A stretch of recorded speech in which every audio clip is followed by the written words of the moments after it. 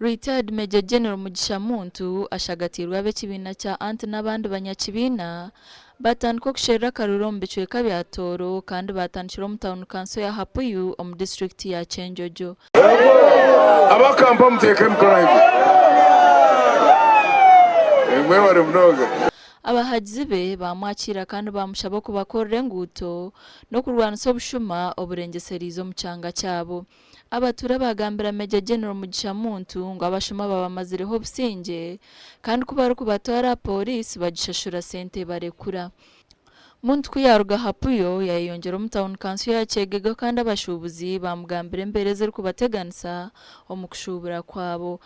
Tukwatanise nabo abahagire General Museveni kumara obwire burenga obwire bukire obukumanya ngo General Museveni byakoze habikozero ebyatagakoze tachi bibasa mbwene areba muntu koraganira hamwe tumuhumuze kurunje mukaruraka azomka ahumure niyangana rero humure hazemo omuntu musya urayombeche chapter ensya.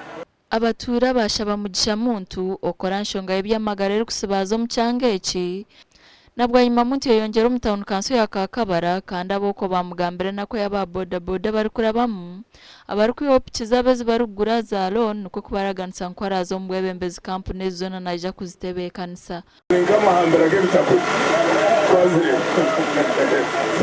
so embuto tingizatu bahuza twazirebe ezani na Kagari tizire mutanzi barahutora uroko umuntu azakagaduko wanozo mane kuzandega nugucira ampa kwanyo bubi proje ziriyo kuri afturje omurici ware Kagadi kakume bine okurra kwamani abo mataka akaba kabere y'amataka skimu hato umuntu naija kurekeka ogu yahenderera mu district ya Kyegegwa.